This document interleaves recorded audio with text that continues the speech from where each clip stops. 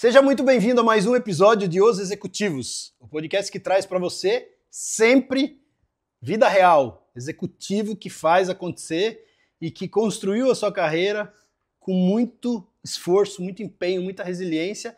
E aqui, nesse ponto, onde ele chega aqui nesse podcast, é porque ele teve uma carreira de sucesso e agora ele vem contar para você como que foi o desenvolvimento dessa carreira.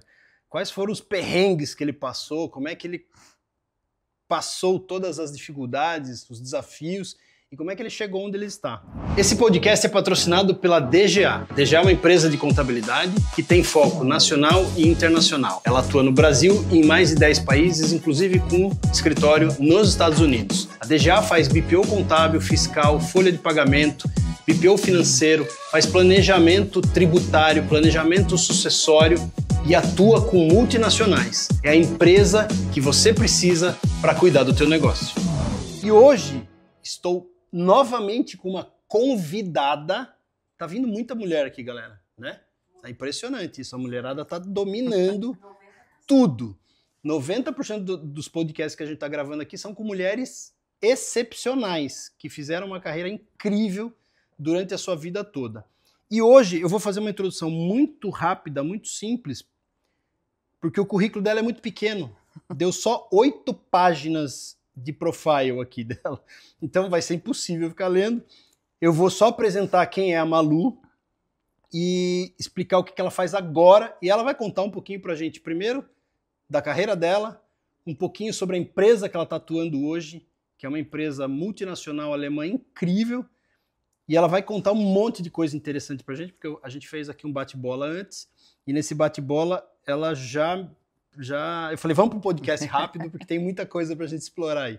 Então, Malu, muito obrigado por você ter aceitado o convite e estar aqui com a gente. Prazer. Os Executivos é um podcast, como eu te falei antes, focado nessas pessoas que fizeram acontecer, que fizeram a sua carreira com muita garra, com muito trabalho, muito estudo, muita dedicação.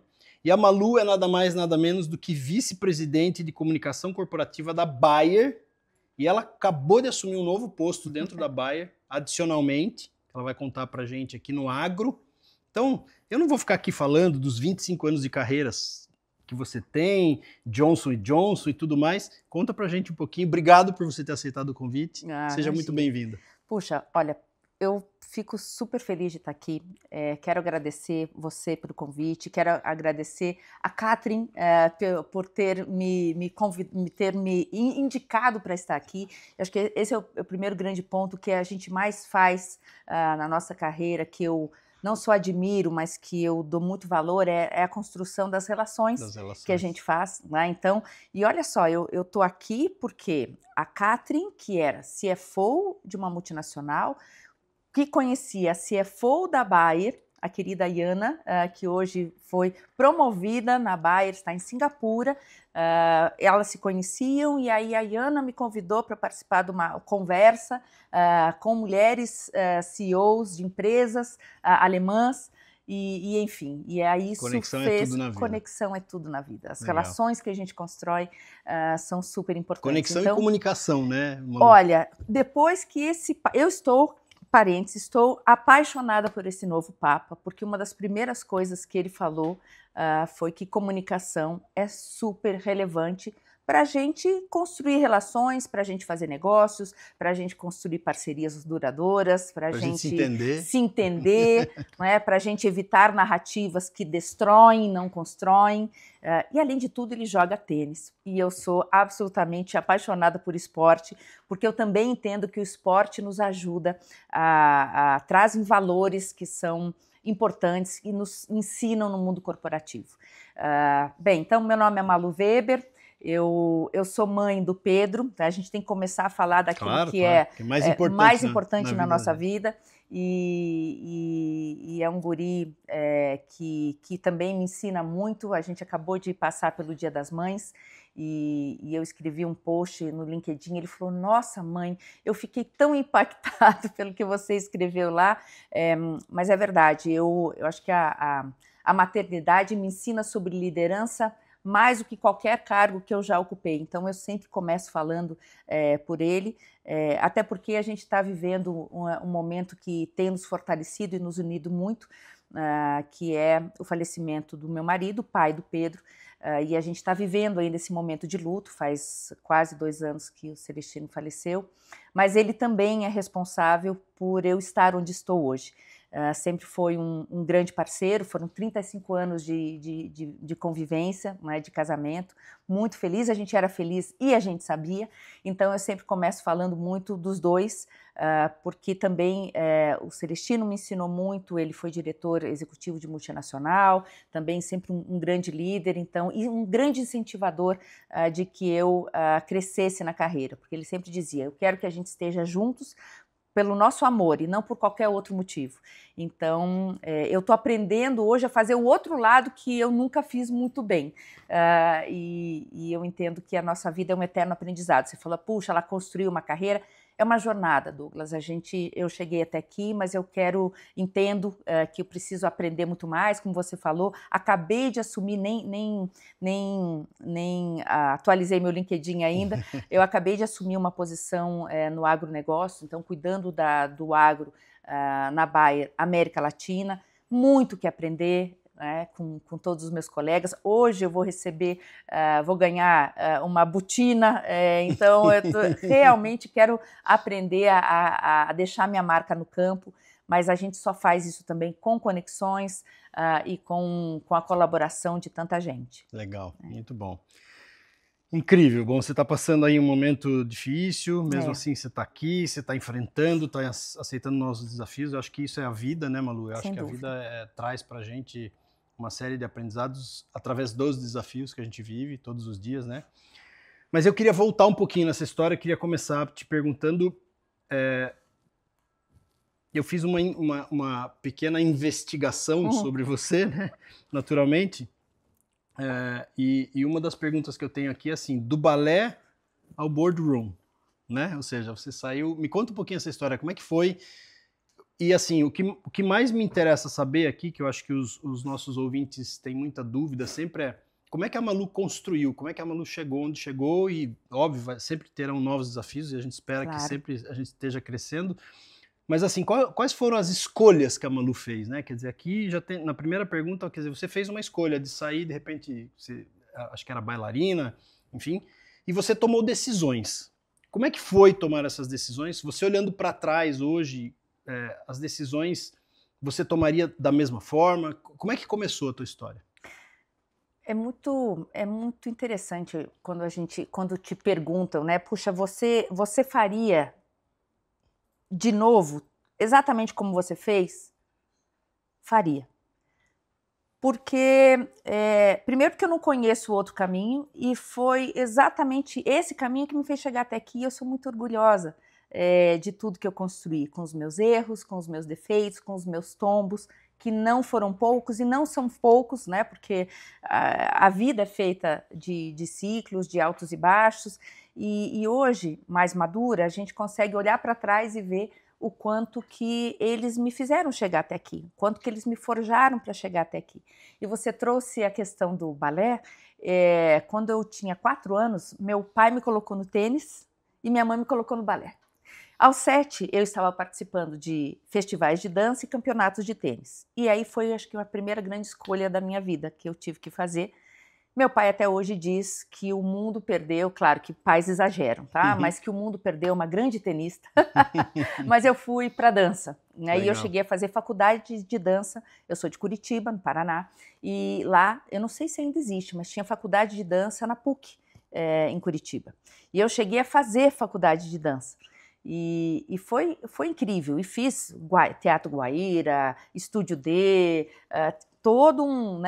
foram anos participei de grupos de profissionais de dança, até que também chegou um momento que eu tive que tomar uma decisão. Puxa, vou usar, né, vou continuar na dança como carreira profissional ou eu quero algo a mais?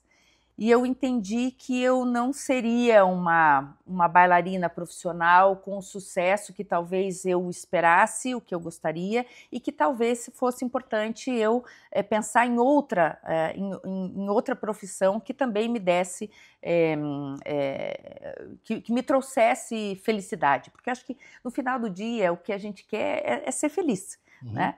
E eu era muito feliz, né, dançando e tal, mas eu falei, poxa, o que mais que eu poderia fazer? E aí dessa vez não, de novo meu pai falou, bem, agora você vai fazer direito, porque meu pai é juiz de direito e tudo mais, e eu de novo falei, pai, eu acho que eu vou para o jornalismo. Hoje ele é super orgulhoso da filha, mas também falou, poxa, minha filha, perdemos uma grande advogada. E na verdade minha família, meus tios são muito da área de direito, ou são juízes, advogados, promotores, né? E aí lá fui eu fazer jornalismo, né?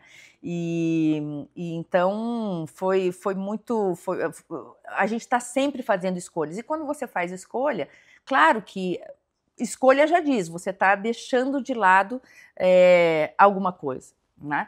Então, e eu sou muito feliz com as escolhas que fiz. Então, aí fui para o jornalismo, terminei, fiz minha faculdade, no meio de estudo conheci o Celestino, né? Porque meu pai, ainda juiz de direito, ele saiu de Curitiba e foi para Bebedouro. Olha só, essa é uma outra história também incrível. Bebedouro não, Ubiratã que é interior do Paraná. E ele foi transferido para lá. E eu tinha 16 anos, minha mãe falou, não, nós vamos ficar em Curitiba, ela estudando e tal. O Biratã não tinha condições de continuar meus estudos. E até que um Natal de 1987, 8, meu pai não podia passar o Natal com a gente em Curitiba, ele falou, venham vocês para cá. E o Biratã, no Paraná, foi a cidade onde o Celestino foi transferido como o primeiro emprego dele na Dupont, onde ele foi transferido para cuidar da agricultura local e tal, acho que era soja. E a gente se conheceu numa festa de despedida de um dentista, onde ele era o cozinheiro. O dentista era o primeiro amigo dele na cidade, e meu pai, como juiz de direito em cidade pequena, sempre era convidado para um monte de coisa, e falou, esse você vai me representar. E aí foi que eu conheci o Celestino lá. Marido. Exatamente. E aí depois, em 1990, a gente casou e ele foi transferido aí sim para Bebedouro. E aí que a gente começou, eu transferi minha faculdade, e aí eu já fazia jornalismo na Universidade Federal do Paraná, e aí eu terminei minha universidade, o jornalismo na UNAERP, em Ribeirão Preto. E aí que eu comecei minha carreira na mídia. E quando a gente chegou em Bebedouro, eu fui professora de inglês, e a pessoa brinca muito porque eu dei aula tanto na escola de inglês local, como eu dava aula para alguns agrônomos, engenheiros agrônomos, tinha a Copercitrus, a famosa cooperativa. Então, o agro já está no teu sangue faz tempo, então, né? Eu já está te rondando faz tempo. Eu só não sabia. E o mais engraçado, eu sempre falo, o Celestino deve estar rindo no céu, porque ele sempre queria me ensinar, me explicar do agro, e eu nunca dei muita atenção para ele, né? Eu falei assim, bem, agora, né? Eu tô convivendo com pessoas que foram que nos receberam em Bebedouro, que foram amigos nossos próximos. Então está sendo uma relação muito bacana. E lá, Douglas, eu fui repórter da Gazeta de Bebedouro. Eu trabalhei na TV Soares em Barretos. Eu fui correspondente da Folha de São Paulo. Eu fui assessora de imprensa do hotel local. Então, uma das coisas que você falou, puxa, como é que você forjou sua carreira, né? Como que você construiu sua carreira? Eu sempre ia atrás. E minha mãe apavorada que eu ia parar de estudar, porque, puxa, casou e agora vai morar fora, vai morar longe do... Eu fui atrás, eu sempre fui muito curiosa, eu queria aprender, eu queria entender melhor as coisas, né? E eu nunca tive vergonha de perguntar. E hoje eu sento num board e quando eu não sei, eu falo, não sei. E eu quero perguntar, eu falo, como é que funciona? Como é que é? Agora próprio no agro, você me perguntar, puxa, você recebeu essa função porque você entende, é uma expert do agro? estou aprendendo, acabei de chegar da AgriShow, tive uma aula de tecnologia, de agricultura digital, e eu sempre brincava e fiz um post esses dias falando exatamente isso. Há muito tempo atrás eu ouvia que de muitos, né, agricultores, meu filho, se você não estudar, você vai ficar na roça. Né? Como quem diz, não estudou, você vai ficar na roça. Hoje todo mundo quer isso. Não, hoje, se você não estudar, você não vai para a roça. Porque bem-vindo ao mundo, à era da agricultura digital. É isso aí. Né? Onde você tem um drone que vai te dizer aonde que está o talhão que não está bom e aonde que você vai precisar usar o produto, onde você vai ter maior rentabilidade, né, regenerando a terra e tal. Então, enfim, muitas coisas nesse sentido. Eu nem vou te perguntar por que você foi para a área de comunicação, porque está claro, né? Você é super comunicativa, expansiva e tal. Mas deixa eu te falar uma coisa. Legal, você seguiu então a carreira de comunicação, contrariando aí um pouco da vontade do teu pai, que queria que você fosse advogado. É verdade. Talvez promotora, né? Talvez promotora. Que signo que você é, Malu? Eu sou câncer. Câncer. Legal. Eu quero a galera tem muita dúvida em relação aos executivos, como é que é dentro da empresa? Como é que é trabalhar hoje na Bayer? Conta pra gente, como é que são os bastidores, né? Desde que você entrou, como é que foi tua carreira lá dentro? Eu sei que você já passou pela Johnson & Johnson, teve alguma outra companhia? 17 anos de Votorantim. 17 anos de Votorantim. Foi em que setor, minha grande escola. Eu cheguei em 2001 e eu fui convidada para ajudar a família Hermílio de Moraes a construir um novo momento da companhia, onde os acionistas, onde a família Hermílio de Moraes estava migrando para um conselho e estava contratando executivos não familiares para tocarem os negócios, porque até então os Hermílio de Moraes tocavam literalmente os negócios. Então, Fábio Hermílio cuidava do cimento, José Roberto Hermílio de Moraes cuidava da celulose e assim por diante. Né? Então, eu participei desse processo lindo de construção de uma holding. Então, os meus primeiros 12, 13 anos, eu fiquei na holding ajudando a criar essa construção de grupo, para todos os negócios, cimento, química, agroindústria, celulose e papel, a área financeira era um pouco mais separada, então, muito com foco industrial em todos os negócios, né? Suco de laranja. E depois eu fui cuidar da comunicação, o processo de internacionalização da Votorantim Cimentos. Então eu tive o convite de ir para o negócio cimento para ajudar em todo o processo de internacionalização, que seja por aquisições, por joint ventures, a gente passava a estar em 14 países. Né? Que legal. Mas eu diria para você que eu aprendi muito lá, foi como você navegar num ambiente complexo, familiar, onde você tinha 8 membros da família, né, que nem sempre pensavam... Se davam bem? Não, eles se davam muito bem, mas eles nem sempre pensavam igual. Naturalmente. Né? Naturalmente. Então, como você navegar num ambiente onde você tinha um acionista que gostava de branco e um outro que gostava de preto? Então, como é que você...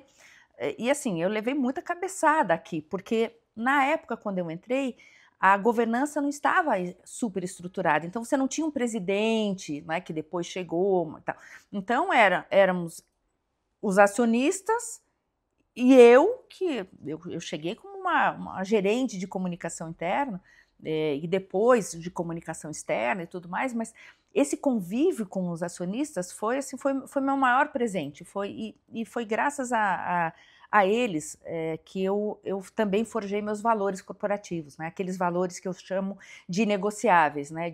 Da ética, da coerência, da consistência. Puxa, foi um prazer, assim, e também uma honra ter convivido tão de perto com a família Hermílio de Moraes, com o Dr. Antônio, especialmente com a terceira geração, com o Fábio, o José Roberto, com o Cláudio, com o Clóvis. Então, eu tive realmente esse privilégio. Então, eu aprendi muito exatamente isso, como que você navega nesse ambiente político, corporativo, né?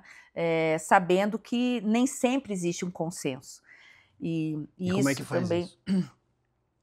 Olha, com muito diálogo, com muita comunicação, ouvindo, acolhendo, trazendo recomendações. Eu nunca me esqueço que um grande aha moment da minha carreira também foi quando eu participei estava numa reunião de conselho, né, ouvindo e mais ouvindo, né, o que eles estavam discutindo e tal, e refletindo.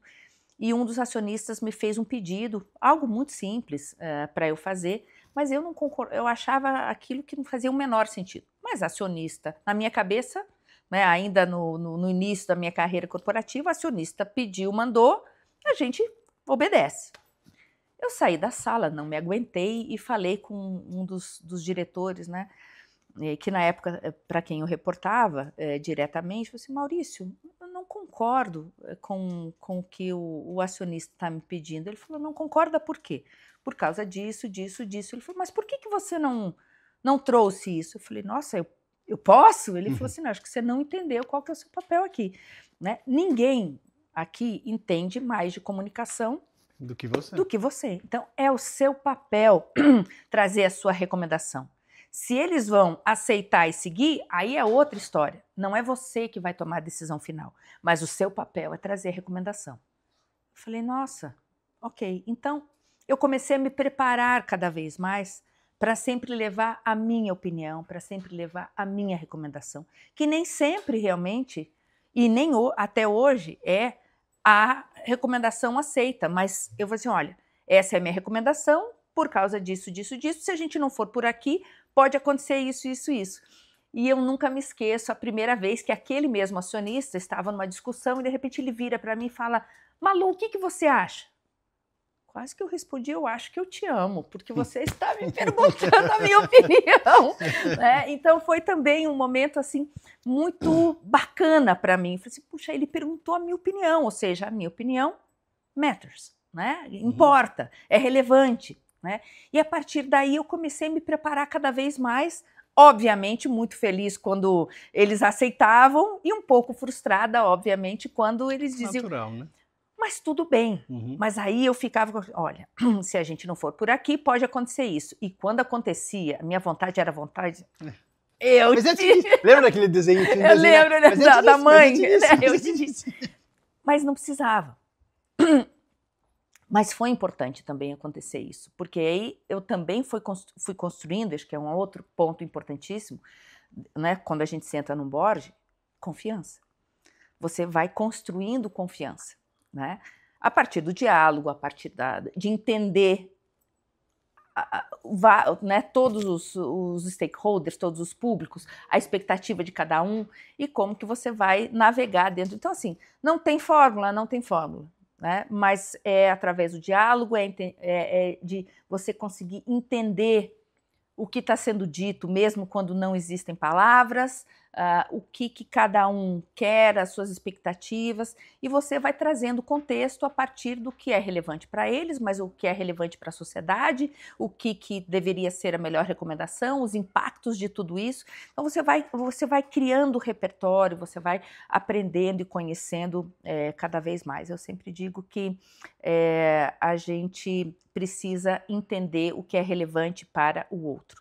E aí, dentro desse contexto, na época eu tinha 8 Hermílios de Moraes, quando eu ia conversar com um, eu já sabia, falei, olha, esse aqui, ele é mais número, então eu tenho que focar minha conversa. Ser mais pragmático. Mais pragmático nessa linha, olha, esse aqui, ele já entende, mas conhece mais sobre isso aqui, então eu vou por aqui. Então, por isso que eu digo, eu sempre falo da história do Chapeuzinho Vermelho, falei, todo mundo conhece a história do Chapeuzinho Vermelho. Agora, a forma que as manchetes vão acontecer depende do foco daquele jornal. Então, por exemplo, imagina o Globo Repórter falando sobre a história do Chapeuzinho Vermelho. Ele vai falar sobre o lobo mau, né? Onde vive, o que come, por onde passeia e tal. Se você vai falar um Datena da vida, ele vai dizer sangue e tragédia na casa da vovó. Essa vai ser a manchete. Se você vai mais para o sul, você tem lá um jornal puxa, esqueci agora, do Rio Grande do Sul. Nossa, eu esqueci o jornal, mas tudo bem, um jornal de Porto Alegre, né? Tio de Chapeuzinho torce para o Grêmio, né? Então, assim, a gente sempre vai buscar, como você falar, eu fui dar uma investigada, você sempre vai olhar, buscar o viés daquilo. do teu público, daquilo que é importante. Da mesma forma, a gente precisa entender o que é importante para o nosso público. O que ele quer ouvir? Claro que tem o que a Bayer, no nosso caso, quer falar, mas ela precisa fazer sentido no que o público quer ouvir. E aqui agora eu acabo de lembrar que é uma coisa que está me dando muito prazer trabalhar na Bayer, porque para mim é isso. Tudo começa com um processo de escuta, né? E a gente precisa ouvir o que é importante para o outro. Não é só sobre o que a empresa quer, o que o seu chefe quer, e essa é a beleza que a gente está vivendo na Bayer agora, né? Eu cheguei faz quase 5 anos. Eu digo que quando você falou de investigar, a primeira coisa que eu me lembrei foi do meu processo de chegada na Bayer. Foi um processo longo, foram quase 5 meses de muitas entrevistas. E olha, eu acho que só o porteiro de Leverkusen não me entrevistou, porque assim, foi um processo muito longo, onde eles foram falar com ex-chefes, ex-colegas, ex-pares, ex-subordinados. Assim, eles realmente eles quiseram entender, e aí de novo eu vou chegar aonde eu sempre falo que é importante o que é importante, né, chegar onde a gente chegou, porque claro que eles foram entender se eu tinha competência técnica, mas o que eles queriam saber quando eles falavam com ex-chefes, com ex-pares, né, ex-colegas, com subordinados? Como que era a Malu? Como que você construiu isso, né, no dia a dia? Na relação com as pessoas. Então, para mim, Douglas, o mais importante é o como você cuida e você trata os outros. Você precisa ter competência técnica, mas para mim competência técnica é quase que uma commodity hoje em dia. Ou você tem ou você não tem, porque o mercado está tão competitivo, seja para as empresas, seja para os profissionais, que competência técnica, assim, é o básico, eu diria. E você vai se diferenciar no quanto que você consegue construir essa relação de confiança, essa relação de afeto. E eu aprendi recentemente, e eu tenho usado muito essa terminologia do efetivo e afetivo, com a Leni Quirilos, que é uma fonoaudióloga, e olha só também de novo as relações. Ela foi chefe das fonos da Globo, e uma da Cláudia Coates, que me cuidava quando eu apresentava jornal na IPTV Campinas. E hoje a Leni, e a Cláudia também, mas a Leni acabou virando uma grande guru, uma mestre, uma referência para mim, e ela cuida de executivos hoje também, e o que eu falava de relação, é preciso a gente ter competência técnica e competência humana, ela traduziu para é preciso hoje preciso ter uma liderança efetiva e afetiva. Eu falei, vou tomar emprestado porque para mim é muito bom. Embora, quando a gente fala em afeto, as pessoas ainda acham que meio romantizado, passar a mão na cabeça, ai, puxa, dizer eu te amo. Não, é você saber cuidar de gente, é você conseguir resultados excepcionais cuidando de pessoas. Porque, obviamente, você vai ser cobrado pelos resultados que você tem que entregar. Mas a gente só vai conseguir o melhor das pessoas, né, tendo a barra alta, estimulando, mas você criando um ambiente de escuta, de entender o que é relevante para ela, onde as pessoas queiram vir trabalhar. Onde as pessoas queiram vir trabalhar, onde as pessoas queiram vir fazer negócios, onde as pessoas queiram investir, onde as pessoas queiram te dar o poder da dúvida, como chama? Onde você, às vezes, é questionado e você tem o direito da dúvida, esqueci o termo aqui, mas onde você vai querer ouvir para ver se, puxa vida, será que o que eles estão falando realmente é verdade?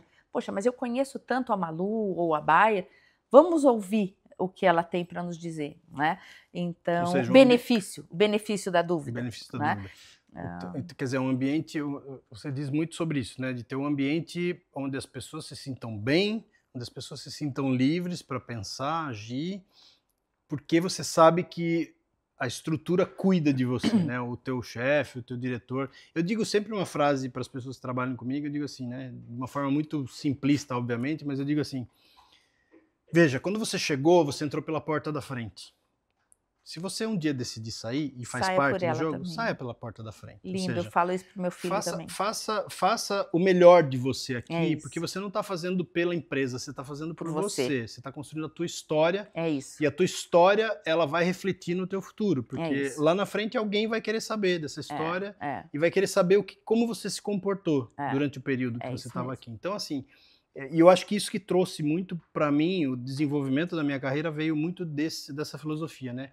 Eu não importava onde eu estava, eu estava sempre fazendo o melhor de mim, aquilo que eu era o máximo que eu podia fazer. Legal. Né? Que eu acho que isso é o desenvolver. E eu acho que é muito o que você fez, né? Quer dizer, você se desenvolveu, se entregou sempre ao máximo. Você mesmo estava falando hoje o seu dia começou 6 horas da manhã já com negociação e tal, já parou, veio pro podcast Reunião e tal. com investidores. Então, assim, é entregando o teu máximo sempre, né, Malu? Acho que esse é uma coisa que eu não sei, não sei o que você acha disso, mas parece que tá meio fora de moda isso hoje, né?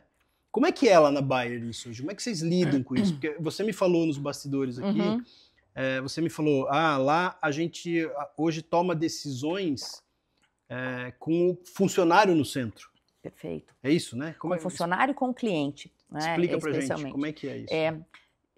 Eu vou chegar na questão do cliente e antes de chegar nele, acho que é importante dizer que a Bayer hoje está passando por uns momentos de transformação mais potentes, porque ela está revisitando o seu modelo de negócio. E aí, você estava falando, né, de a gente ser determinado, de a gente querer sempre, né, dar o máximo de si, o melhor de si. A gente precisa estar sempre aberto à mudança. Então, a Malu que chegou há quase 5 anos é muito diferente do que a Malu que está aqui hoje.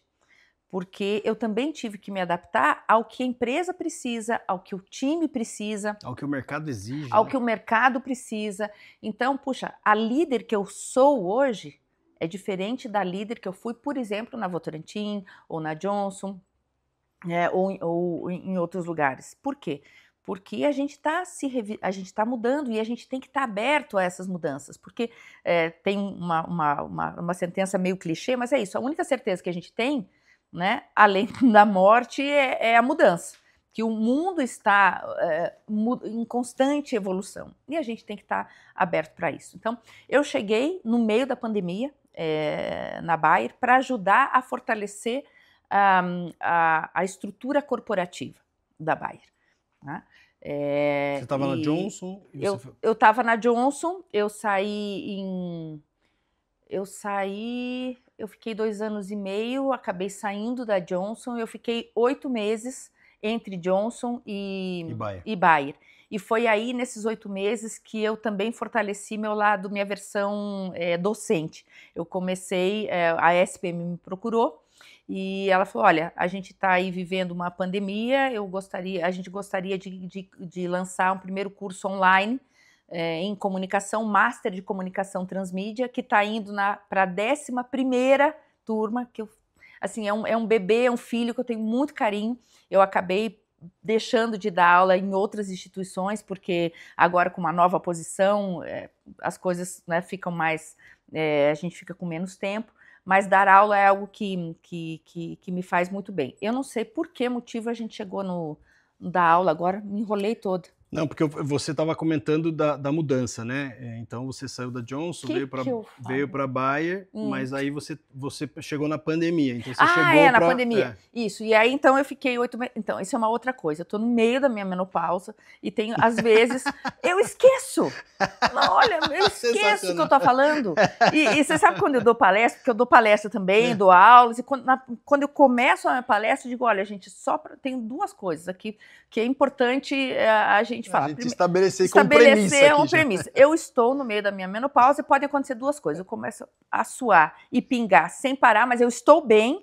E pode acontecer que eu estou no meio da fala e eu esqueço. Mas assim, esqueço completamente. Então assim, é horrível, mas acontece. Então me ajudem. Então muito obrigada, Douglas. Faz parte da vida. Exatamente. Você está me ajudando. E que bom que eu estou aqui, né? E que bom que estou na menopausa, porque quero continuar vivendo. E a mulher tem que passar por isso também. E vamos passar da melhor forma possível. Então, vamos lá. Então, nesses 8 meses, eu fortaleci minha... Aliás, isso é um corte sensacional. Ela... Vamos fazer um post, tipo assim, tô no meio da minha menopausa. Tá tudo certo e tá tudo bem. E a gente precisa normatizar essas conversas. Esses dias alguém me falou, ai, você vai falar de menopausa? Eu falei, e qual é o problema? Qual é o problema, né? Tenho 55 anos, faz parte e tá tudo certo, né? E está tudo bem. Acho que esse é um outro ponto que eu tenho aprendido muito, né? As pessoas, ai, você fala sobre isso, eu falo sobre isso, eu falo sobre meu luto, eu falo que tem dias que eu não tô bem, tem dias que eu não tô. Gente, a gente se conecta com a verdade. As pessoas se conectam com algo que é humano, né? Não se conectam com um faz de conta, com um personagem que não existe. Né? Então, acho que essa é uma outra dica. E eu acabei chegando, então, na Bayer em agosto de 2020, para ajudar na época, presidente, Mark Reichert, que eu tenho um carinho muito especial também, porque foi praticamente um ano e meio que a gente trabalhou muito junto, e onde a gente fortaleceu, então, especialmente a Bayer externamente aqui no Brasil. E ele foi reconhecido como um dos principais líderes, um dos executivos mais admirados no Brasil, e eu fiquei muito feliz de poder fazer parte dessa construção com ele. Então, a primeira parte da minha chegada na Bayer foi ajudar a sociedade a conhecer a Bayer, porque a Bayer ela tem 3 grandes negócios. Né? O agronegócio, a área farmacêutica e a área de consumo, que são os produtos que não precisam de receita para você comprar. Então você tem desde o Bepantol, que a gente acabou de lançar o Bepantol Rosa Mosqueta, você tem Flanax, você tem a famosa aspirina com mais de 125 anos de vida. Então são 3 grandes negócios. No Brasil isso, né? No mundo. No mundo? Né? No mundo ela tem os 3 grandes negócios. Né? Esses são os 3 pilares. São os 3 pilares, né, de negócios. E aí o meu foco na época era ajudar a trabalhar a Bayer de forma mais institucional. E aí depois no meio, né, quando a gente e fortalecer o time, né, e dar visibilidade para o time e crescer e fortalecer o time de comunicação. Eu vim justamente para ajudar nessa construção, porque a área de comunicação começava a ganhar uma responsabilidade também maior nesse processo de gestão de reputação e tudo mais. E é engraçado porque engraçado, não foi nada engraçado. Eu tinha 12 dias de Bayer e a Bayer lançou no Brasil o primeiro programa de trainees para negros. Foi na mesma sexta-feira que o Magazine Luiza. E nós fomos criticados e acusados de racismo reverso. Eu tinha 12 dias de Bayer. E aí eu fui conversar com a diretora de RH, se realmente era um projeto que tinha, né, consistência. Fui conversar com a diretora jurídica para perguntar se a gente estava fazendo alguma coisa errada. Não estava, e aí vem a história da recomendação. Falei assim, gente, se a gente não está fazendo nada errado, a minha recomendação é que a gente continue. Como é que nós vamos recuar? Não existe racismo reverso. A gente tem um compromisso global. E aí que vem como é que você defende, como é que você recomenda algo, né, que tenha coerência, que tenha consistência, faz parte do nosso projeto. A gente tá lançando e tal, e a gente seguiu, a recomendação seguiu, mas foi um momento também tenso. Né, porque não existia consenso de que a gente deveria seguir, mas aí a gente, de novo, aí eu lembro do quanto que você vai fazendo essa costura, o quanto que você vai conversando, você vai trazendo pessoas para defender junto com você uma posição, porque você não é nada sozinho, nada. Então, eu queria te perguntar uma coisa, assim, né? Você que já está acostumado a grandes corporações, sempre trabalhou em grandes corporações. Eu fui do mercado financeiro, eu trabalhei como executivo de um banco, era um banco pequeno, familiar também, basicamente familiar, não era exatamente familiar, mas a maior acionista era uma família, basicamente, né, uma das herdeiras. E eu lembro muito bem que na época que eu trabalhava lá, era muito difícil você conseguir aprovação das coisas, fazer as coisas caminhar por questões de compliance, porque tem que falar com o diretor tal, tem que falar com não sei o quê. Como é que é isso dentro de uma multinacional alemã, né? esse jogo é muito complexo, porque, assim, que nem você falou, putz, lançaram um programa específico lá do RH. Eu lembro que, até hoje, assim, uma coisa que me chamou muita atenção foi assim, putz, a gente tinha o site do banco e a gente precisava mudar o site do banco.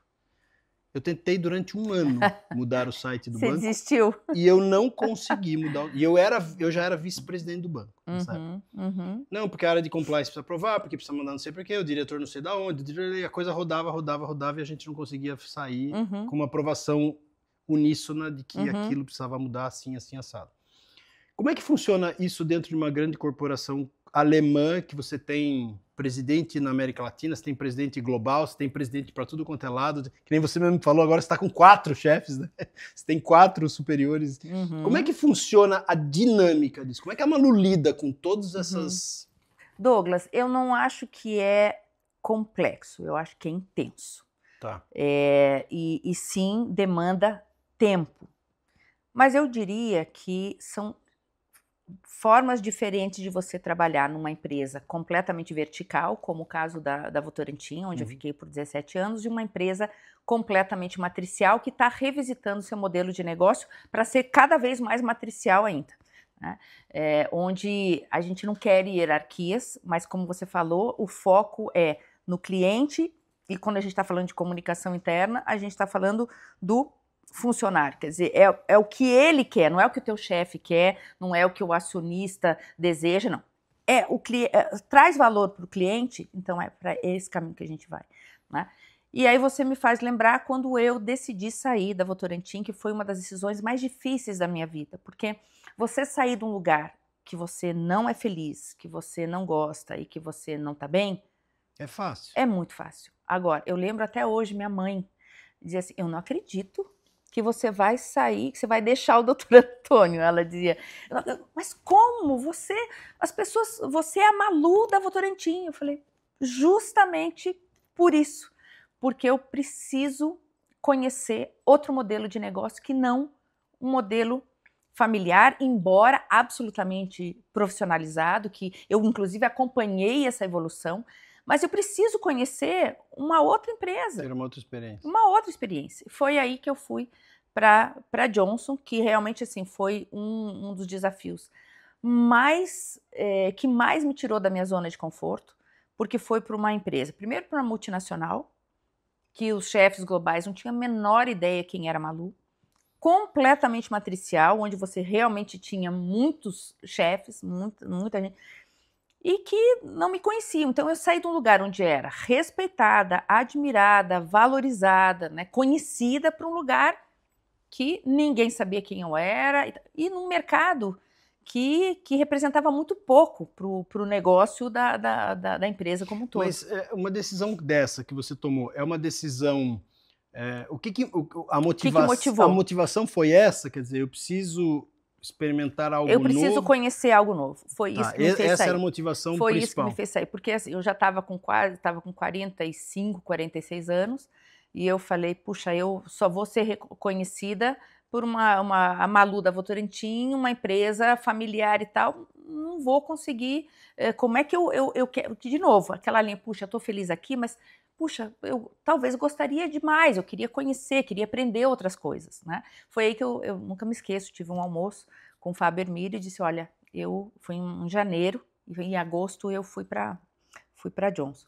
Em janeiro desse ano de 2020, eu falei, olha, eu amo aqui, eu amo essa empresa que vocês me trouxeram os grandes valores, mas eu já construí um time forte, eu já tenho uma sucessora que se eu não sair, ela não vai ficar, porque ela sempre dizia que eu ia apagar a luz da empresa, e isso também me deu uma chacoalhada. Eu falei, putz, se ela está dizendo que eu vou apagar a luz da empresa, ela não vai ter luz.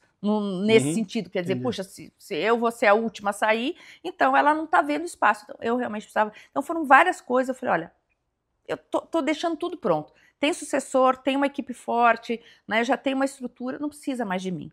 Então aí foi que eu comecei a participar de processos e tudo mais.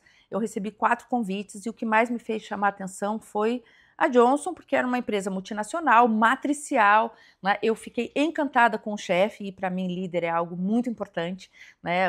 Eu preciso trabalhar com alguém que me motiva, que me inspira de alguma forma, ou que me provoque. né? Que seja, talvez, não seja o líder dos meus sonhos, mas que seja um líder que foi, puxa, o cara não está ali à toa, ninguém colocou ele ali, ele chegou ali por algum motivo, então é um líder que eu respeito, né? No mínimo respeito. E o presidente, na época, também precisava trazer luz para a empresa externamente, então realmente me motivou, porque me tirou da zona de conforto, porque era uma oportunidade única para cuidar da América Latina, que eu não cuidava mais de Europa, e né, na época, em Votorantim Cimentos, eu cuidava mais dos países que eram mais europeus. Então foi uma série de coisas, mas principalmente porque me desafiou. Então, hoje eu olho para trás, eu agradeço essa oportunidade, porque foi a mais difícil, a mais dura. Depois de um ano, o presidente que me contratou por causa de mudanças grandes saiu. Depois de um ano, também saí, uma mudança enorme que aconteceu. Então, assim, foi tudo muito intenso, muito duro, muito difícil, mas eu amadureci demais. Então, quando eu cheguei na Bayer... Bateu algum arrependimento nesse momento de ter saído da Votorantim? Não.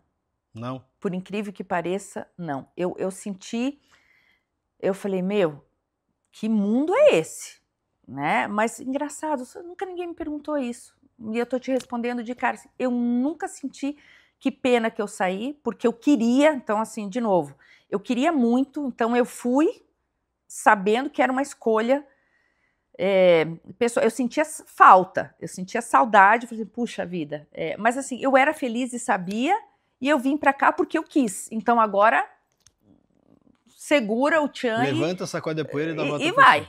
Tá. Né? Então, mas foi difícil, não posso dizer que não foi. Foi um momento delicado. Foi um momento difícil e um momento assim de conhecer uma cultura diferente, que também completamente diferente da que eu conhecia. Mas de novo, hoje eu olho para trás e digo, puxa, foi importante para eu amadurecer, para eu entender, inclusive, o que eu não quero, o que eu não valorizo, o que eu acho que não...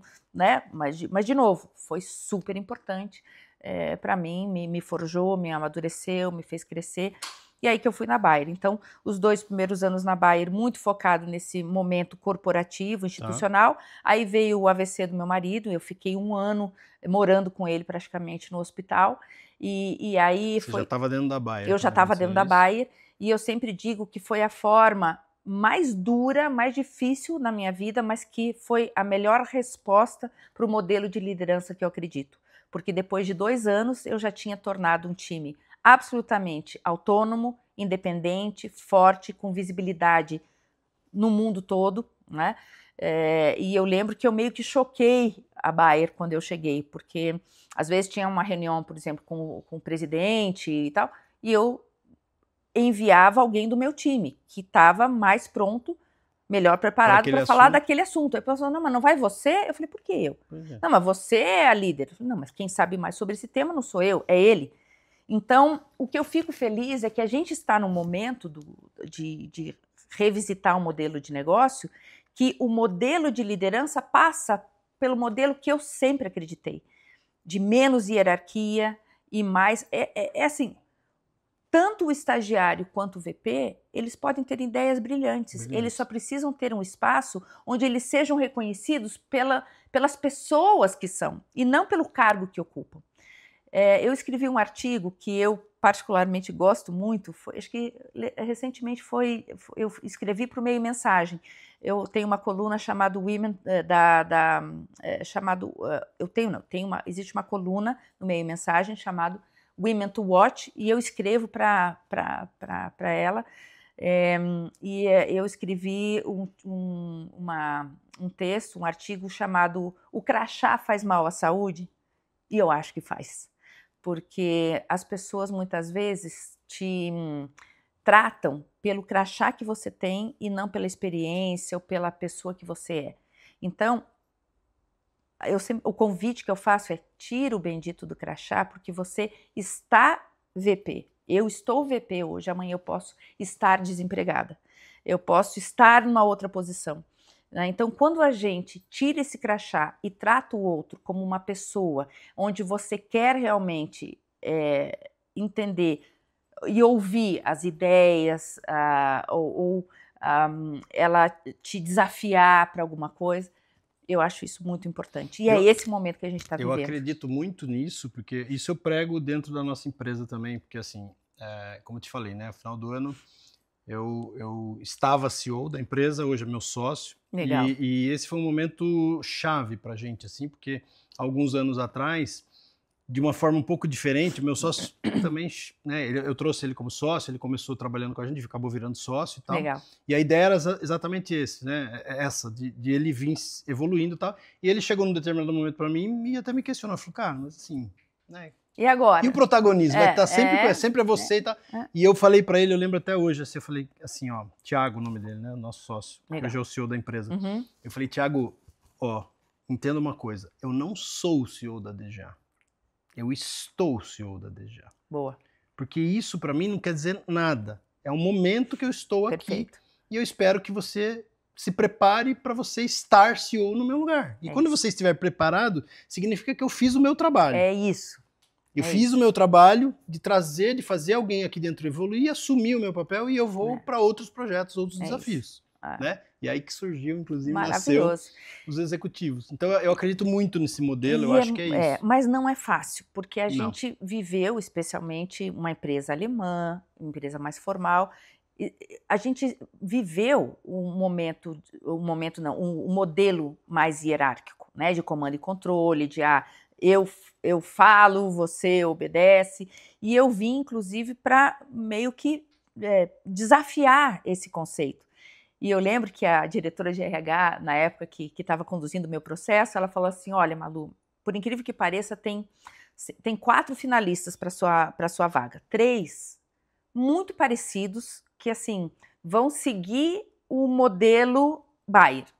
São 3 e você. Eu falei, ai, o que isso significa? Né? Ele falou assim, olha, significa que você é a pessoa que eu estou recomendando, mas eu não sei o quanto que o presidente vai bancar a sua vinda. Porque você é uma pessoa que, por natureza, você desafia. Você desafia, você é curiosa, você pergunta e você realmente traz questionamentos. Mas por que é assim? Né? Por que a gente não faz desse jeito? E eu lembro que eu cheguei em agosto na Bayer e em dezembro eu recebi um convite do Michael Preuss, que é o líder de comunicação global, para eu fazer parte, pela primeira vez, uma brasileira ia sentar no board de comunicação global. E eu perguntei para ele, Michael, por que você está me convidando? Claro que eu aceito, com muita honra, né? Mas por que você está me convidando? Eu falei assim, eu estou te convidando, primeiro porque a gente, na época, já começava a falar mais sobre diversidade, mas especialmente de diversidade de opiniões, e porque você é muito vocal. E você muitas vezes fala o que a gente precisa, mas a gente não quer ouvir. Né? Então, mas a forma, Douglas, com que a gente faz isso também faz toda a diferença. Né? Assim como eu comecei a questionar os acionistas, o trazer reflexões, né? O que a gente fala hoje na Bayer, I invite you to consider. Né? Quer dizer, eu te convido para pensar numa outra forma. Então, a forma com que a gente faz isso, como você challenge, como você desafia a organização, como que você desafia o seu time, faz muita diferença. Porque você pode desafiar e a pessoa ficar com medo, ou você pode desafiar e estimular, seja a organização a mudar e a transformar, ou a recuar. Porque eu acho que tem um fator fundamental nisso, né? Quando a gente muda esse modelo, que você falou, não é fácil, eu concordo com você, número gênero de grau. É muito difícil pensar dessa maneira, porque a maioria das pessoas é comando e controle, né? E eu acho que isso tem muito a ver, não sei qual que é a tua opinião, eu queria te ouvir. Claro. Eu acho que isso tem muito a ver com vaidade, né? Então, assim, egos, vaidades, e isso muitas vezes, né? Porque a gente sabe que tem muito chefe difícil. Tem. Não vou tem. criar muito juízo de valor aqui, mas assim, tem muito chefe realmente difícil. E eu vejo muito isso, né? Quer dizer, o posto da vaidade e também, muitas vezes, a arrogância, tudo isso vem um pouco da incompetência, naturalmente, né? O medo de se expor, né? Exato. Você é uma pessoa super competente, então para você tá claro o teu papel, tá claro aquilo que você é capaz de fazer e tal. Então é muito mais fácil para quem tem essa certeza dizer assim, vai você porque você tá mais preparado que eu e tá tudo bem, porque isso não me afeta em nada, né? Quer dizer, cada um tem a sua competência, tem essa clareza. Como é que você enxerga isso? né? Não sei se você passou por alguma empresa onde você enfrentou algum chefe arrogante, algum chefe que realmente era prepotente, ou era vaidoso, ou era inseguro. Que dica você daria, você que é uma pessoa de comunicação, que dica você daria para os ouvintes para enfrentar uma situação como essa? Olha, é muito desafiador você ter um líder que, por algum motivo, traz essa arrogância, essas características todas, porque muitas vezes pode parecer que você está competindo com ele, né? E isso é muito ruim. Então, acho que a minha principal dica é ler o cenário e entender como que esse líder funciona. Para mim, a base das relações começa por isso, você entender o outro, entender o que dói no outro, o que alegra o outro, o que vai trazer valor para o outro. Você bem falou, eu tenho 4 líderes hoje na organização e são líderes completamente diferentes. Quando eu vou falar com um deles foi CFO.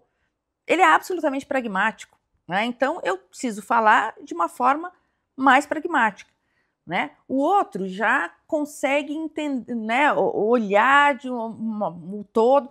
Um valoriza mais comunicação, o outro fala, puxa, mas será mesmo que eu preciso ir por aqui? Então, você precisa se moldar, não que você tenha que ser quem você não é, mas você precisa saber lidar com o outro, entendendo o que é valor para o outro. É a forma de se comunicar com eles. É a forma que você se comunica e que você mostra o valor para o outro. Se você tem um chefe, em primeiro lugar, eu quero ficar na empresa, mas estou vivendo com um chefe que é mais egocêntrico, mais difícil, não vai querer entrar em embate com ele, porque você vai perder. Porque aí, né, dependendo da guerra de forças que você vai ter nesse ambiente, você vai perder. Então, seja inteligente. Né? Às vezes o meu filho chega em casa, né, super agoniado ou alguém que seja alguém, não estou dizendo nem de hierarquia, mas alguém que ele contratou, por exemplo, para nos ajudar com o serviço de casa. Poxa, mãe, mas o cara não me respondeu. O que você vai fazer? Calma, tenha paciência. Né? Você já pagou esse serviço, o cara... Mas não adianta você brigar com ele, ligar para ele. O que você vai fazer? Você quer mandar ele embora? E aí? Como é que você vai resolver essa situação? Então, às vezes, a gente tem que respirar fundo, a gente tem que entender o cenário, entender como que o chefe funciona e ser mais inteligente. Né? E isso passa... Mas isso é um baita soft skill, né? Ser assim, para quem é muito simples, né, Manu? Não é simples. Mas é difícil. E não é soft skill. Não. A minha provocação é power skill, porque de soft não tem nada. É um power skill. Power skill. Né? Quer dizer, é muito mais difícil do que a hard skill porque técnica, Douglas, a gente aprende. Por isso que eu digo, e assim, eu sou eternamente grata aos 17 anos que eu passei na Votorantim. Você não aprende na escola esse tipo de environment, de entender o ambiente, de fazer a leitura de cenário, de respirar, porque aí você tem que deixa o ego de lado, e aí quando você está falando em alto nível, quando você está sentado num board, onde tem um monte de tubarão, como que você consegue navegar sendo respeitado, né?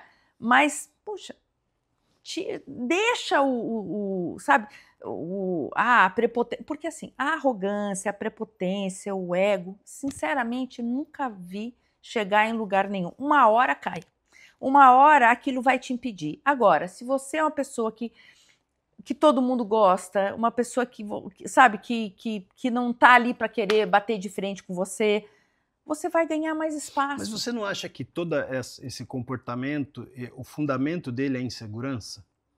E aí, quando você fala assim, deixa de lado a insegurança, quer dizer, eu imagino isso, né? Pelo menos eu sinto isso comigo, assim, né? Eu tive momentos da minha carreira que eu era muito seguro. Né? Eu, quando entrei para o mercado financeiro, eu caí de paraquedas no mercado financeiro, por uma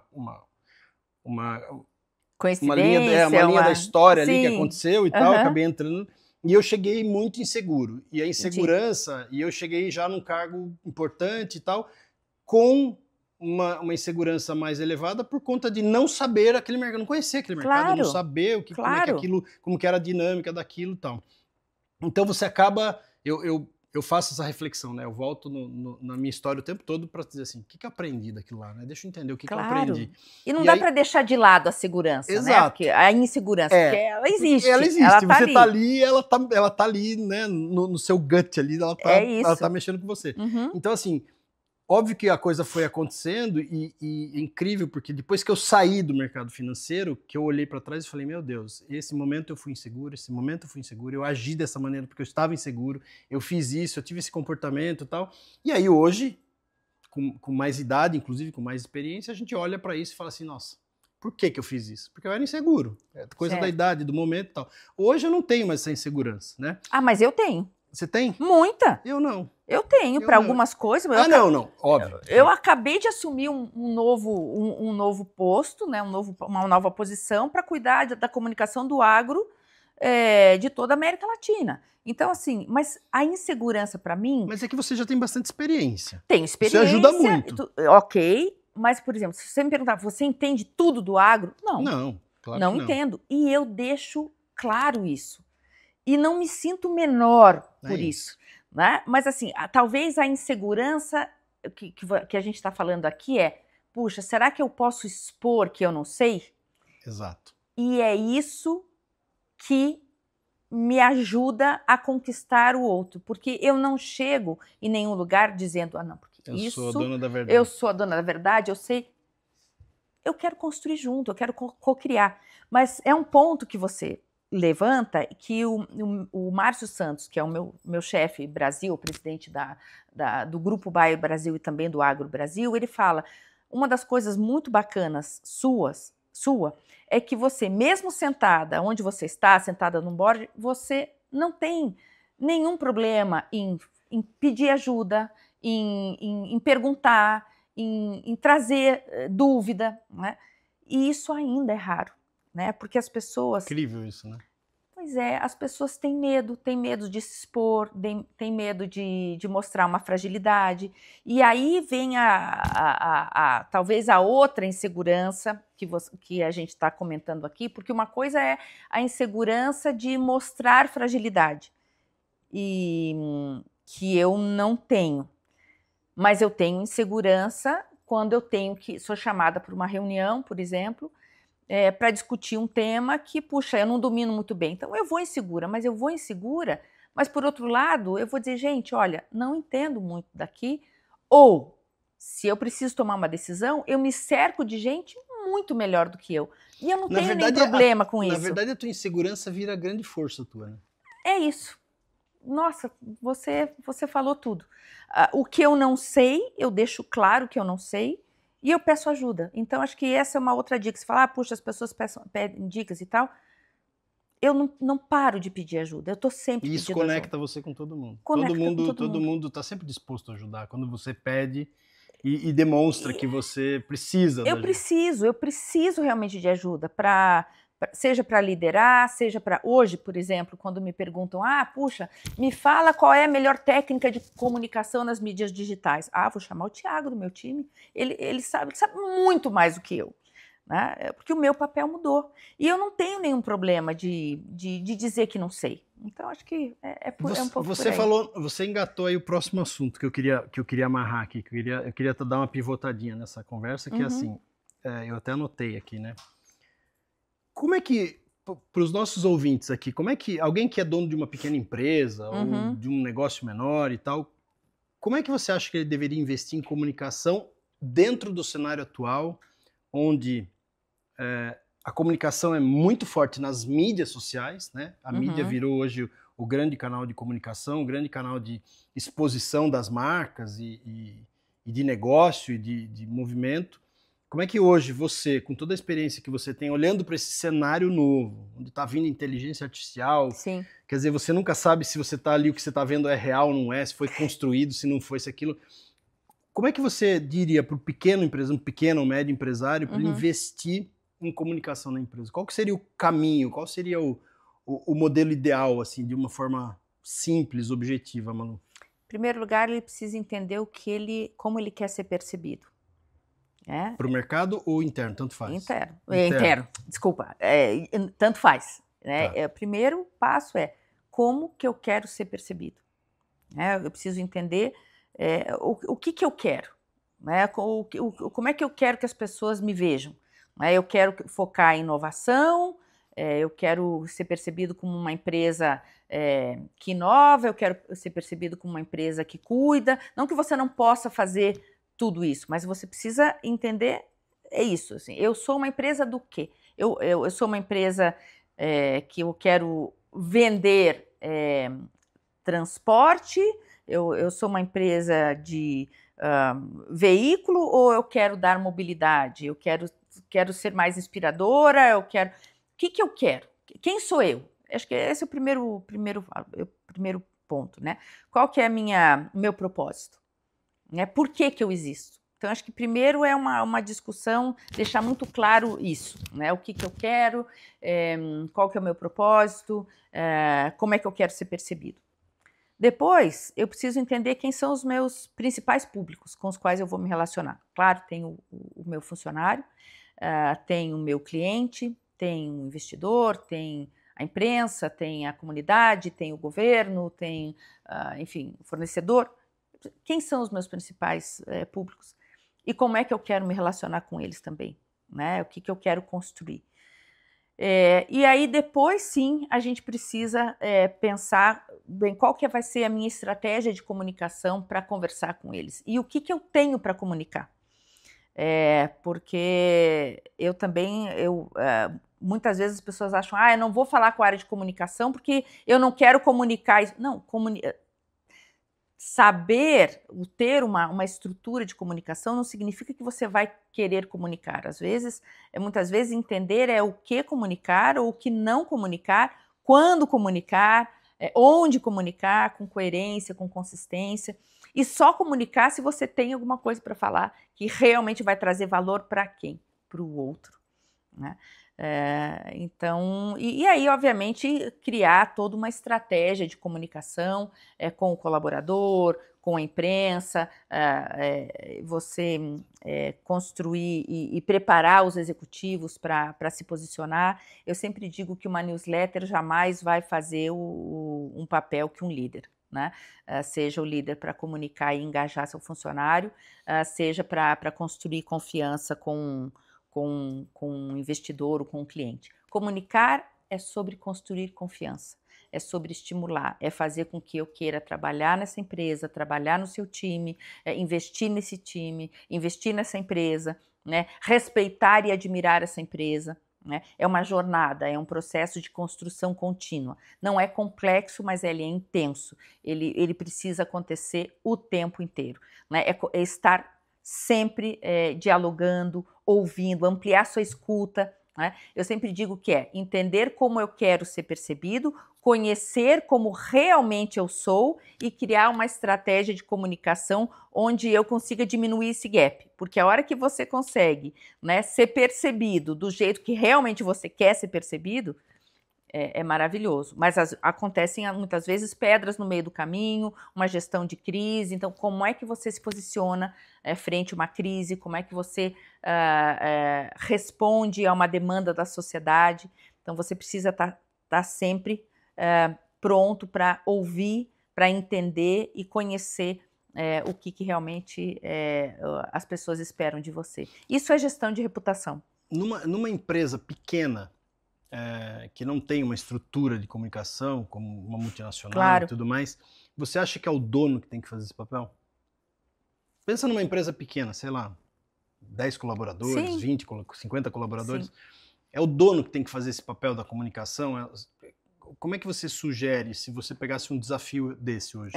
Putz, vou orientar uma empresa pequena a melhorar o seu nível de comunicação com seus colaboradores e com seus clientes. Você acha que fundamentalmente é o CEO que está ali, são os fundadores? Quem que você acha que é o melhor canal de comunicação dentro de uma pequena empresa? Não existe one size fits all, né? Não existe uma fórmula igual para todo mundo. Né? eu diria, parece um absurdo, mas depende. Depende do que a gente quer, depende né, do objetivo da empresa. Claro que o líder, que o dono, ele é muito importante para dialogar com o seu time. Né? Então, poxa, se você é um líder que tem 10 pessoas, você tem que estar conversando e dialogando com esse público, com essas pessoas o tempo inteiro. Né? Estimular, estar próximo, né? Mas também criar os seus líderes ali para que eles também desenvolvam esse papel amanhã ou depois, quando você tiver que estar mais próximo, por exemplo, dos seus clientes. Hoje, por exemplo, né, o meu time ele faz muito esse papel. Né? Eu tenho vários líderes que conversam e dialogam, estão mais próximos dos outros, né, dos seus times, né, das suas equipes. Então, o meu papel foi desenvolver e estar próximo desses líderes para que a gente também possa cascatear esse diálogo, essa escuta. Mas eu sempre digo para todo mundo, né, eu estou aqui. Né? Venha falar comigo, crie um ambiente de escuta, de abertura, de diálogo com todo mundo a qualquer momento. Legal, né? quer dizer, ou seja, está aberto, né? É aquela história de estar aberto e ouvir o outro, né? Eu acho que ouvir é a chave fundamental da comunicação, né? É a escuta ativa e você criar rituais, eu diria, para que você possa, sabe, um café da manhã com as pessoas, e aí como é que está indo, como é que você... mas criar uma governança do diálogo, que pode ser um bate-papo, mas que ele exista, não aquela coisa bem agora, nós vamos fazer... Né? Tem que ter as reuniões, né, de feedback, de conversa, mas que sejam naturais, que sejam algo constante. Né, e o tempo todo. De forma intencional. Forma intencional. E eu sempre digo, por exemplo, mensurar a reputação. Você tem hoje empresas que cuidam só de mensuração de reputação, mas você pode fazer em casa mesmo, você pode fazer uma pesquisa de satisfação, você pode conversar com seu cliente, você pode criar canais muito simples, não é? De diálogo, de conversa. Então, é isso. Eu tenho 10 funcionários e tenho a mim. Como é que eu crio? Crie rituais, seja um café da manhã, seja um almoço. Hoje nós vamos fazer um churrasco de confraternização. Né? Tá vendo que o churrasco não sai da minha cabeça, né? Pode ser outra coisa, pode ser um café vegano também. De novo, de acordo com o que é importante para quem? Para o seu time. Se seu time gosta de churrasco, então façamos um churrasco. Se seu time não gosta, ou prefiro um happy hour, vamos sair todo mundo para conversar. Criar comunicação é construção de vínculos, Douglas, construção de confiança. Então, você tem que ouvir o que é importante para eles, e aí você vai se moldando e construindo essa relação. É simples. Legal, muito bom. Malu, dia 27 agora, você acabou de lançar um livro, Mulheres na Gestão de Reputação. Você é a coautora desse livro. São várias mulheres que foram convidadas para escrever um capítulo né, de um livro. É da série Líder, né? E esse especificamente projeto está sendo coordenado pela Tatiana Maia Lins, que é uma grande guru, eu chamo ela também de Queen, que é a nossa rainha da reputação, eu aprendo muito com ela, e são mulheres que têm uma trajetória onde trabalham muito o tema de gestão de reputação. Como é que foi escrever o livro? Acho que foi um dos artigos mais difíceis para mim, para conseguir colocar no papel. Por quê? É uma autobiografia, são mulheres que contam as suas histórias, e eu tenho, não sei se é dificuldade, mas qual que era o meu grande desafio? Puxa, eu não queria que ficasse uma coisa autorreferente, né? Porque aí eu fiz, porque eu fui. De novo, eu entendo que precisava trazer valor para o outro, então foi muito difícil. Eu recebi esse convite em janeiro de 2024 e eu podia entregar até outubro. E eu entreguei no último minuto do último dia, mas eu entreguei muito feliz. Foi o que me trouxe mais desafios, mas que trouxe uma alegria muito grande, porque eu consegui transformar toda a minha trajetória fazendo uma metáfora da última vez que eu tinha ido para a Alemanha e eu tinha pegado um trem de uma cidade a outra e eu fiz essa metáfora das paradas do trem com as passagens da minha trajetória. Então, eu fiquei muito feliz, e é engraçado isso, né? Quando eu consigo chegar, eu demoro muitas vezes, é o que meu pai fala de processo de ourivesaria.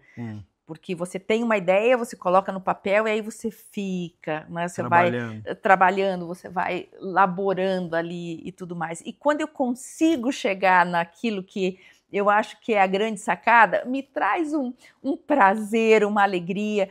Então, eu fiquei realmente muito feliz com o resultado desse artigo. Meu pai diz, e aí já vou contar por que isso me traz tanto prazer e tanta honra. Meu pai diz que foi realmente um dos artigos mais brilhantes que eu já escrevi. Meu pai é membro da Academia de Letras, né, do Paraná. Foi um estudioso de latim.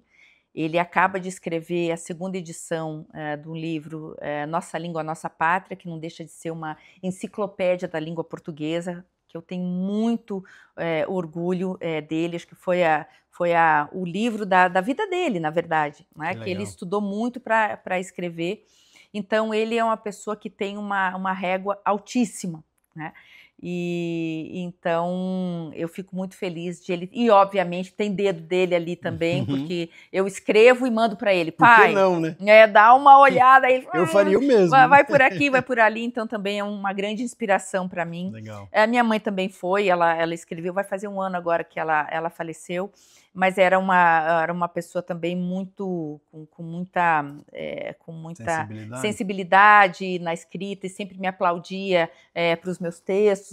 E, aliás, quando eu fui para a TV no começo de carreira, ela dizia, não, mas você escreve tão bem. E ela sempre dizia, você precisa escrever um livro. E ainda vou escrever esse livro, um dia vai chegar. Por enquanto, é uma orelha que eu sou convidada, uma abertura, um prefácio, um capítulo, mas logo, logo eu devo... Vai sair o livro inteiro. Vai sair. Muito bom, sim. muito bom. Malu, a gente está chegando ao fim desse episódio incrível. Obrigado por tudo, por você estar aqui, pela tua história, por você abrir um espaço na tua agenda, que é super concorrida, com 4 chefes ainda te monitorando em cima de você, querendo cobrar a Malu o tempo todo. Não. Malu, eu queria te pedir considerações finais. O que você deixaria de legado assim, nesse episódio para os ouvintes que desse um insight, que desse assim, uma inspiração para eles na questão da comunicação, na questão da carreira, do desenvolvimento? O que você traria aí para o final? Puxa vida, que responsabilidade, o que eu poderia falar aqui?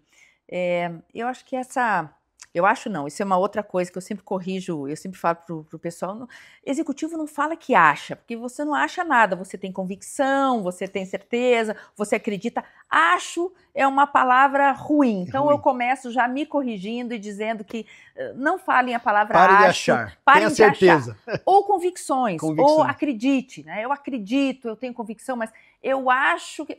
Se começa com acho, você já se diminui. Também não usa diminutivo. Sensacional. Diminutivo, olha, eu quero falar só um pouquinho nessa reunião. Não só um pouquinho, não. Que sejam 30 segundos, mas não fala só um pouquinho, porque o pouquinho te diminui e diminui a sua fala. Então, essas são as primeiras 2 dicas que eu falo para mim mesma, que volta e meia eu me pego falando que eu sugiro não fazer.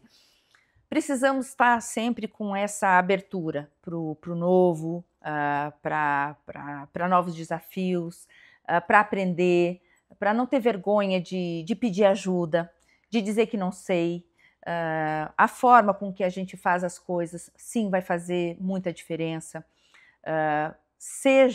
Procure ter a barra alta, claro, mas cuide das pessoas, cuide das relações que você constrói na vida, porque amanhã ou depois, hoje pode ser seu subordinado, amanhã pode ser seu chefe, amanhã pode ser um grande amigo. Então, o mais lindo da nossa vida que a gente faz aqui são construir relações de longo prazo. É isso que a gente quer, né? Construir uma relação amorosa de longo prazo, ter um cliente que esteja sempre com a gente, ter amigos que estejam com a gente na alegria ou na agonia.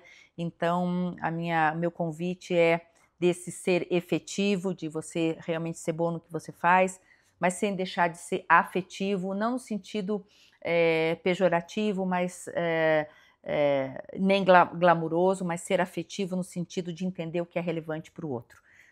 Entender as suas dores, as suas expectativas e servir mais o outro. Deixar de olhar tanto para o espelho, que é importante também, mas olhar mais o vidro, entender o que está acontecendo do lado de lá, aquela expectativa. Cuidar de si, porque se a gente não cuidar da gente, a gente não consegue cuidar do outro, mas colocando o outro numa perspectiva tão importante também quanto a sua, no sentido de sermos também e fazermos também para o outro, não só para a gente. Agir com humildade, né? De certa forma, não é ser... Não é a subserviência. Isso, exatamente. Né? Não é ser humilhado. As pessoas acho que confundem um pouco agir com humildade de ser rebaixado. Não. De forma humildade alguma. É você entender o outro, é você ter o mesmo carinho com o outro que você gostaria que tivesse com você. E exatamente. Sensacional.